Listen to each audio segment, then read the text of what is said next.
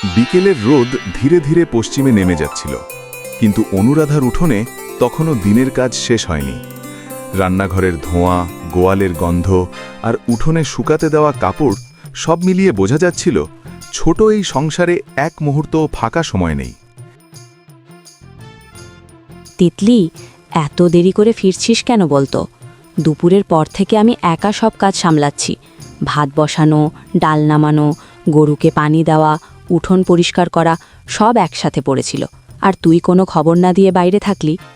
মা, উত্তরপাড়ায় কণিকার বাড়িতে গিয়েছিলাম। ওর মায়ের শরীর খারাপ ছিল বলে একটু বসতে হয়েছিল। তারপর কথা বলতে বলতে সময় কেটে গেল, কিন্তু সত্যি বলছি, এত দেরি হয়ে যাবে বুঝতে পারিনি।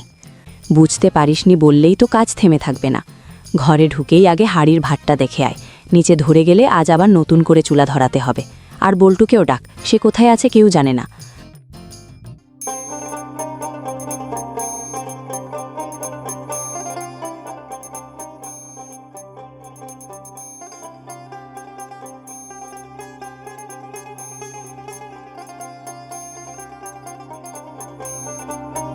আমি বাইরে আড্ডা দিইনি মা, খালের ধারে গিয়ে শুকনো ডাল কুড়িয়ে এনেছি, কারণ কাল যে কাঠ ছিল সেটা প্রায় শেষ হয়ে গেছে। ভাবলাম আজ না আনলে ভোগে আবার সমস্যা হবে। তা ভালো করেছিস, কিন্তু আগে বলে গেলে অন্তত আমি বুঝছেন কে কোথায় আছে। এখন হাত মুখ ধুয়ে আয়, তারপর সবাই মিলে খেয়ে নেব, কারণ খাওয়া শেষ হলেই দুধ নিয়ে বাজারে যেতে হবে। রান্নাঘরের কোণে রাখা পুরনো অ্যালুমিনিয়ামের হাঁড়িতে শুধু আলু আর পাতলা ডালের গন্ধ উঠছিল। দেখে বোঝাই যাচ্ছিল আজকের রান্না খুব হিসেব করে হয়েছে। মা, হাঁড়িতে শুধু আলু দেখছি, আজ আর কোনো তরকারি আনতে পারোনি নাকি? বাজারে কি এত দাম বেড়েছে যে 1 কেজি শাকও আনা গেল না? বাজারে এখন সব কিছুর দাম আলাদা করে ভাবতে হয়। চাল ডাল তুলতেই যা গেছে তাতে আলাদা তরকারি আনা যায়নি, তাই ভাবলাম আলু দিয়েই আজ রাত পার করি। কাল যদি দুধ ভালো বিক্রি হয় তাহলে কিছু আনা যাবে। আমি আলুগুলো বড় করে কেটে দিচ্ছি, একটু বেশি পানি দিলে ঝোলও বাড়বে, তাহলে সবাই খেতে পারবো, আর কাল সকালেও কিছু থাকলে কাজে লাগবে। পেঁয়াজটাও খুব অল্প আছে, তবু কেটে দিচ্ছি, অন্তত ঝোলে একটু গন্ধ থাকবে, নইলে শুধু আলু দিয়ে খেতে একেবারে ফাঁকা লাগে। সংসারে সব দিন পছন্দ মতো হয় না, যা আছে তা দিয়ে হিসাব মিলিয়ে চলতে পারলেই দিন কেটে যায়, না হলে মাসের মাঝপথেই ধার করতে হয়। তুমি বসো মা, আমি চুলার পাশে আছি, ফুটে উঠলে নেড়ে দেব। আজ তোমাকে সকাল থেকে বসতে দেখিনি। বসলে তো কাজ থামে না, আগে খাওয়া শেষ হোক তারপর একটু নিঃশ্বাস নেব। এখনো গোয়ালের দিকটা দেখা হয়নি।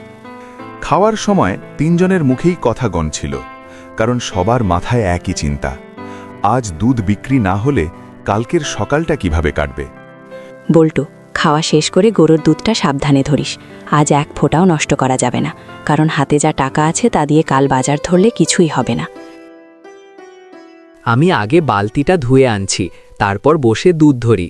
আজ গরুটা শান্ত আছে, মনে হয় দুধও একটু বেশি হবে। আমি খড় এগিয়ে দিচ্ছি, খেতে থাকলে গরু নড়বে না, আর তাড়াতাড়ি কাজও হয়ে যাবে।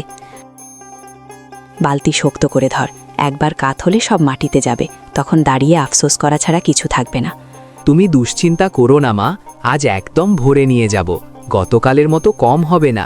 আজ দুধ দেখে তো ভালোই লাগছে, যদি সব বিক্রি হয় তাহলে কাল একটু ডালও আনা যাবে। সব বিক্রি হলে আগে লবণ আর তেল আনবো, কারণ ঘরে দুটোই প্রায় শেষ হয়ে গেছে। সন্ধ্যের আলো নামতেই বল্টু বালতি হাতে বাজারের দিকে হাঁটল, আর অনুরাধা উঠোনে বসে শুকনো কাপড় গুটিয়ে ভাঁজ করতে লাগল। দুধ আছে নাকি? আজ একটু বেশি লাগবে, ঘরে অতিথি এসেছে, কম হলে হবে না। বাজারে গিয়ে দেখি আজ ভিড় কম, চারদিকে বেশিরভাগই মহিলা মানুষ কেনাকাটা করছে। দাম কত নিচ্ছ আজ? আগের মতোই রাখছো তো? 50 টাকা কেজি, এর কমে দিলে ঘরে গিয়ে হিসাব মেলানো যাবে না, কারণ গরুর খাবারও তো এখন আলাদা খরচ। ঠিক আছে, 1.5 কেজি দাও, তোমাদের দুধে ভরসা আছে বলে। এই নিন, মেপে দিলাম, একটু দেখে নিন কম বেশি হলো কিনা। তোমাকে আগে নিয়ম করে দেখিনি, এখন থেকে কি তুমিই আসবে? হ্যাঁ, এখন থেকে আমাকেই আসতে হবে, না এলে ঘরের টান সামলানো যায় না। বাজার থেকে ফেরার সময় বল্টুর হাতে অল্প কিছু টাকা ছিল, কিন্তু সেই অল্প টাকাই যেন ঘরে ঢোকার সময় একটু সাহস হয়ে উঠল।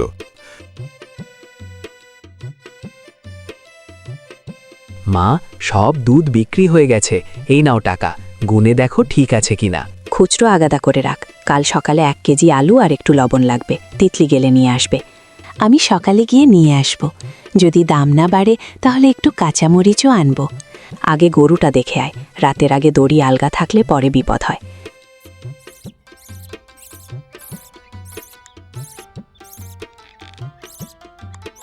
আমি দেখে এলাম, দড়ি শক্ত করে বেঁধেছি, দরজাও টেনে লাগিয়ে দিয়েছি। আমি আবার দেখে আসি, রাতে বাতাস বাড়লে দরজা কাঁপে।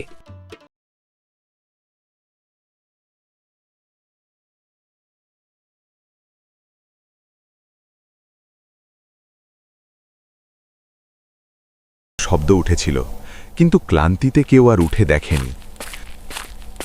মা, ভোরে উঠে দেখি গোয়ালের দরজা খোলা, দড়িটাও মাটিতে পড়ে আছে, কিছু একটা হয়েছে। কি বলছিস? দরজা খোলা মানে? গরুটা কোথায়? ভালো করে দেখেছিস? সব দেখেছি মা, গরু নেই, আশেপাশেও নেই, মনে হচ্ছে রাতে কেউ খুলে নিয়ে গেছে। আগে পুকুর পাড়, বাঁশঝাড়, রাস্তার দিক সব দেখে আয়। যদি নিজে থেকে বেরিয়ে যায় তাহলে কাছেই থাকবে। আমি খালের দিকও দেখে এলাম, কোথাও কোনো চিহ্ন নেই, যেন একেবারে মিলিয়ে গেছে। মা, গরু না থাকলে এখন আমাদের কি হবে? এতদিনের ভরসা তো এই একটাই ছিল। দুধ বিক্রি না হলে বাজার ধরব কি দিয়ে? দাঁড়িয়ে কাঁদলে হবে না, আগে কণিকার বাড়ি গিয়ে জিজ্ঞেস করি। কেউ কিছু দেখে থাকলে অন্তত দিক বোঝা যাবে।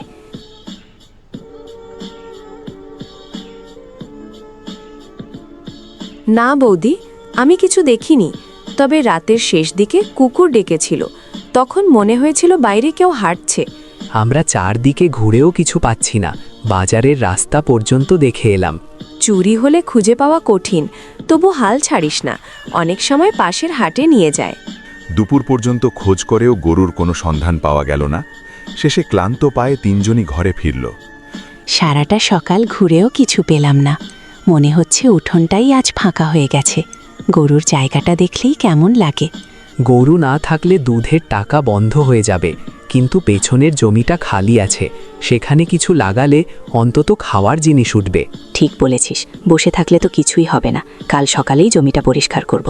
যা পারি নতুন করে শুরু করতে হবে। লতা খালার কাছে গেলে হয়তো লাউয়ের ডগা পাওয়া যাবে, ওদের মাচায় তো অনেক ছড়িয়েছে। নাও, এই ডগাগুলো নিয়ে যাও, মাটিতে ধরলে সহজে উঠবে, আর বাঁশ পুঁতে মাচা দিলে দ্রুত ছড়াবে। তোমার এই সাহায্যটা না পেলে শুরুই করতে পারতাম না। এখন যা পাই তাই বড় ভরসা।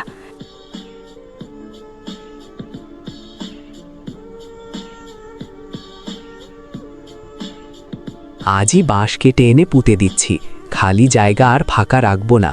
পরের কয়েকদিন ভরে পানি দেওয়া, আগাছা তোলা আর বাঁশে দড়ি বাঁধার কাজেই উঠোনের চেহারা বদলাতে শুরু করল। মা দেখো, লতা উঠেছে, 2 দিক দিয়ে ছড়াতেও শুরু করেছে। এত তাড়াতাড়ি ধরবে ভাবিনি। নিয়ম করে পানি দিলে গাছও মানুষ চিনে নেয়। একটু যত্ন পেলে মাটি খালি থাকে না। পাতাগুলো বড় হলে বাজারেও নেওয়া যাবে, শুধু ঘরের রান্নায় দিলে কমে যাবে না।